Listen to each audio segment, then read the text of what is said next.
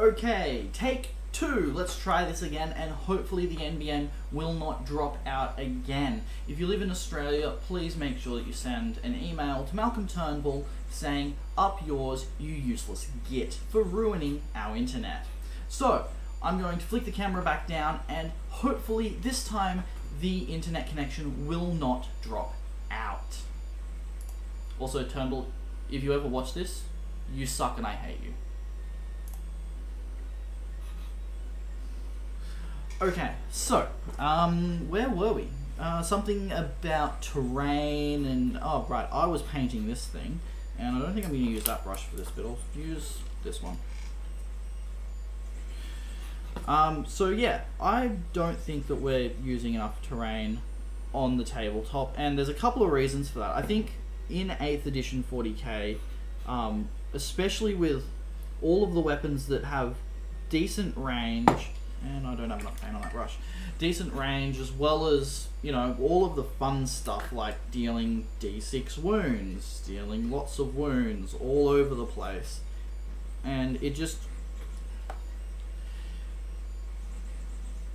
I know that I've played a few games where you can just shoot whoever you want, because there's nothing blocking you.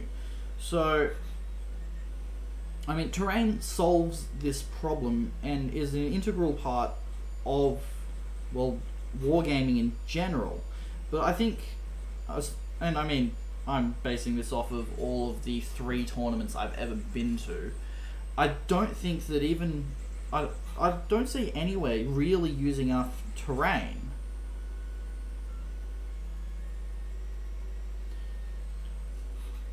And it kind of makes me a little bit sad, to be perfectly honest, that people are not using enough terrain when doing wargaming, because it takes away a lot of the strategy and kind of makes it very just set up a gun line and shoot. It makes things very straightforward, I suppose, which, I mean, if you're teaching someone who hasn't played before, having less terrain features is probably advantageous, because there's less things they can critically do wrong. If you're playing a game with a lot of terrain on the table, and I have played a few games with a lot of terrain on the table, not in battle report forms, but before I started doing Ordnance Wargaming, we used to have a lot of terrain. Basically everything that we had, we just chuck on the table. And it made the game a lot more interesting, because you couldn't... It meant the positioning of your models became a lot more important.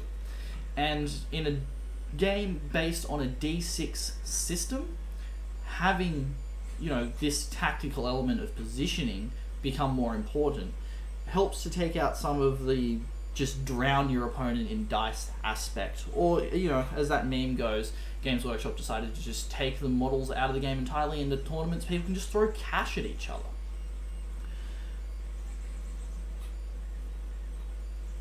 So yeah, I want to hear what you guys think. So while I do some more painting and just kind of word all of my thoughts on this topic out, put in the live chat what you think, if you're watching this live, or if it's afterwards and you're watching the rebroadcast, whatever you want to call it, of this live stream, then put a comment down below what you think about, are we using enough terrain? A couple of other things that I find rather interesting is that even when, like, you do see people using a lot of terrain features, they'll use small ones that don't even necessarily block line of sight, which, by the way, is part of the reason I chose to be painting this thing right now, because it's going to be a very nice piece for blocking line of sight.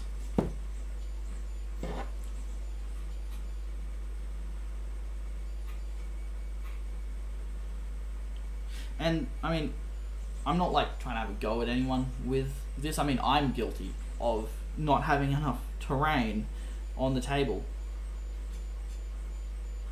which is part of the reason I made that big mountain terrain the other... Oh, man, that was 12 months ago now.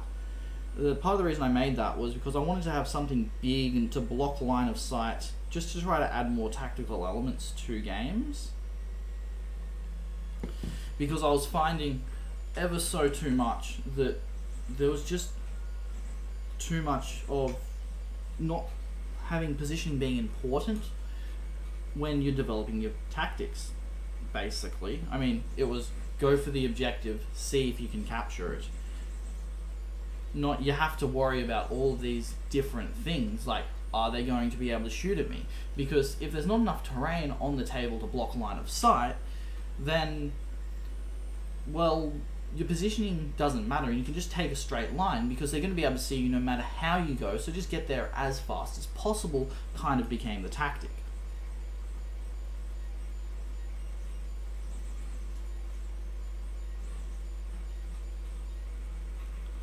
As for how much terrain I think is a good amount to have on the table in 8th edition Warhammer 40k, I reckon that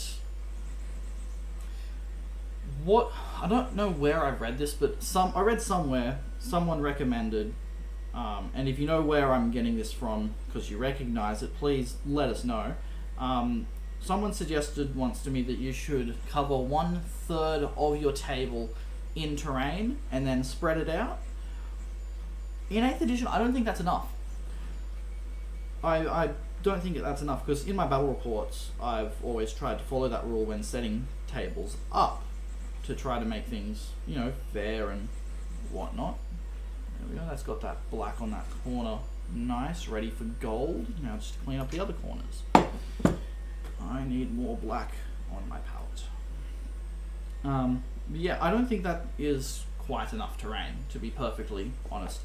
I think that we'd be far better off if you were to, and I haven't really tested this enough to see if it's possibly even overkill. I don't think it will be overkill, unless of course you're bringing an army with a lot of vehicles. It might make it difficult to move them around, but I reckon you should cover half of your table in terrain that blocks line of sight of basic infantry, so stuff that's maybe 1.5 inches, 2 inches tall.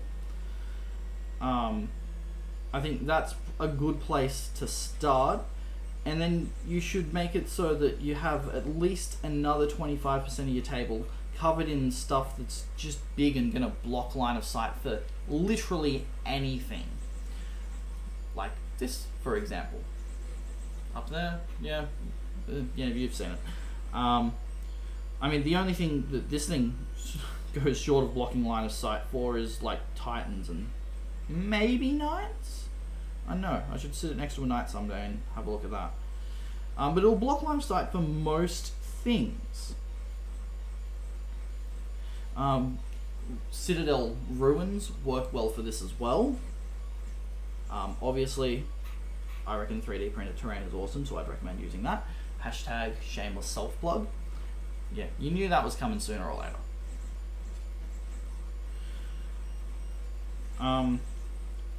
What I think this will do as far as improving our gaming experience is that it will add a lot more tactics to the games, because your positioning becomes absolutely vital when you can't just draw line of sight to anywhere. If you make a mistake with your positioning, you're pretty well stuffed.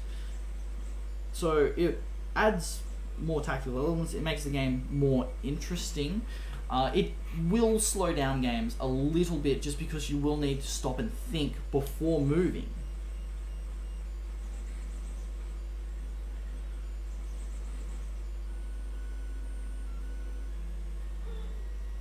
But of course, blocking line of sight is not the only thing that terrain features will do. I mean, as you saw last Sunday in the game that I had against Jacob, which I completely stuffed up very, very early by running my Immortals straight across that bridge. That was grade A stupid of me to do, and it fairly well, short of bringing a monolith, cost me the game. I reckon I probably could have pulled off a victory if I hadn't done that. So as far as the single stupid thing that stuffed that game for me, running across that bridge was definitely it. I then compounded that issue by going after, what was it that I went after? The crawler is what I went after with the Lich Guard when they came out of the Monolith. I should have gone for those Plague Marines and focus fired on them with everything that I had and just wiped them off the table and then moved on, because it was really just those Plague Marines that wiped out all my infantry, which hurt a lot. If we'd had time to play a few more games, I reckon I could have scored a few more points and made it a bit more even, but I still think I would have lost. I mean, Jacob didn't really have much that could hurt the Monolith at that point. There was a couple of things that could hurt it a little bit, but I don't think he would have been able to do enough damage. Just because toughness 8, I mean, even with the sheer volume of dice he was able to dish out, wounding on 6s for most of it's just not going to work out very quickly. And when that thing's wiping a unit off the table a turn, just because of the units that he had, it's going to cause issues. I mean, okay, let's be honest. That's probably an exaggeration, wiping a unit off the table a turn with the Monolith. It probably would have, well, given what he had left, I reckon the Raptors would have been in big trouble there. Because he could deal down quite a few dice, and it was fairly close, which means AP -3, which of course is going to cause problems. If you disagree and think that I was screwed from the get-go just by bringing a Monolith, feel free to say that.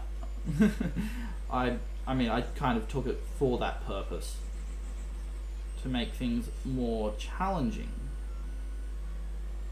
Oh man, I really should have been more careful with this when I was putting the Space Wolves Grey on. Then I wouldn't have to do so much cleanup before applying my gold.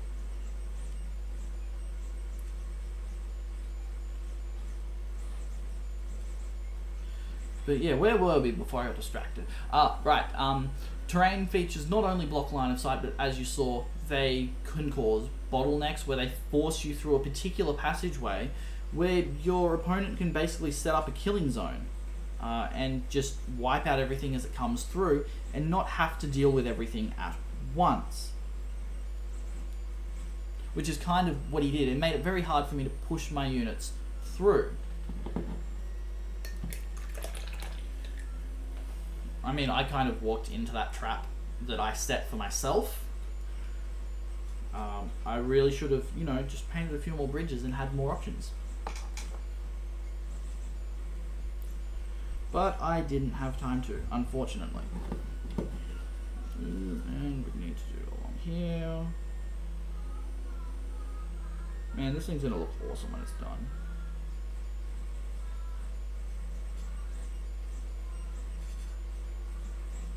And I will be using Newland oil just to, you know, clean up where I'm being rather messy with this black. It'll be fine. It'll be fine. It'll look great.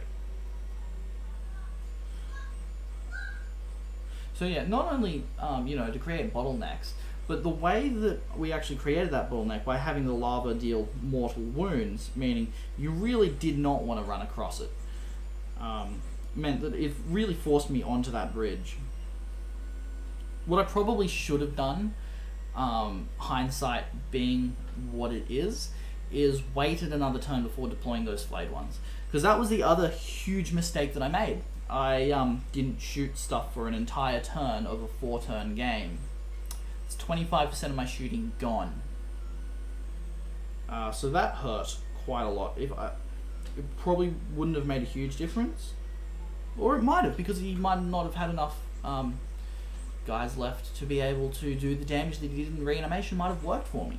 Not that it ever works for me. I'm really bad with reanimation rolls. I need to stop writing lists where I intend to use reanimation a lot, because it rarely ever works out for me. That's just a thought. So yeah, let us know what you think about terrain, and are we using enough of it in our games? Those are my basic thoughts. I don't think I have anything else to add really to that.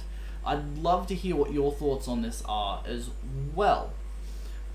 So if you like this video, make sure that you give it a thumbs up. We love seeing thumbs ups on stuff. Give it a thumbs down if you don't like it. I mean, it helps either way if you understand how the algorithm works. What else? So if you want to improve your wargaming, make your tabletop battles more epic, and give your wargaming budget more power, make sure you subscribe, smash that bell notification button so that whenever we go live you can jump straight onto the stream and not miss out on anything. And if you want to support the channel and you love 3D printing terrain, I mean, this video is all about terrain, so getting some more cheap terrain would be great. Check out the Terrain Vault, link is down below. All of our sculpts are tested. There's some more shameless self-plugging there. Feel free to take that as out of context as you like. So I'm going to finish painting this thing, and hopefully in the next game that I play, I will have this on the tabletop, and it's going to be awesome. So chuck your thoughts in the comments section, and we will see you all next time.